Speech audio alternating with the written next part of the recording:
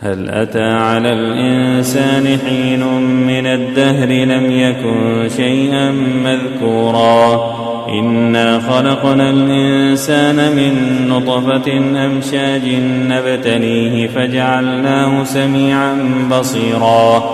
إنا هديناه السبيل إما شاكرا وإما كفورا إنا أعتدنا للكافرين سلاسل وأغلالا وسعيرا إن الأبرار يشربون من كأس كان مزاجها كافورا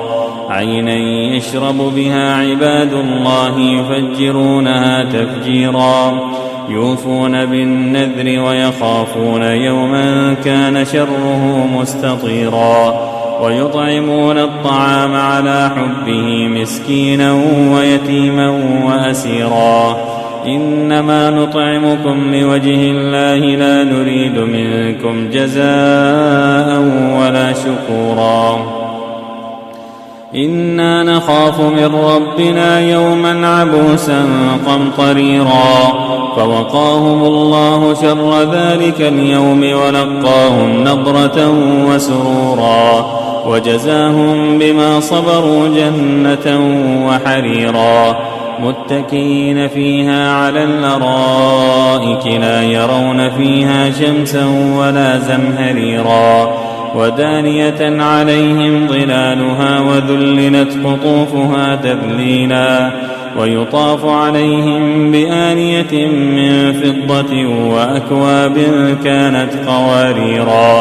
قوارير من فضة قدروها تقديرا ويسقون فيها كأسا كان مزاجها زنجبيلا عينا فيها تسمى سلسبيلا ويطوف عليهم ولدان مخلدون إذا رأيتهم حسبتهم لؤلؤا منثورا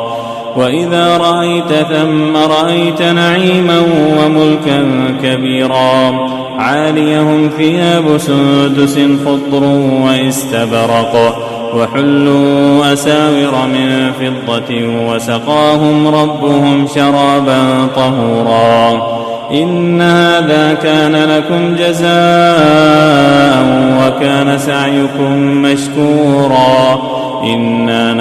إن هذا كان لكم جزاء وكان سعيكم مشكورا إنا نحن نزلنا عليك القرآن تنزيلا فاصبر لحكم ربك ولا تطع منهم آثما أو كفورا واذكر اسم ربك بكرة وأصيلا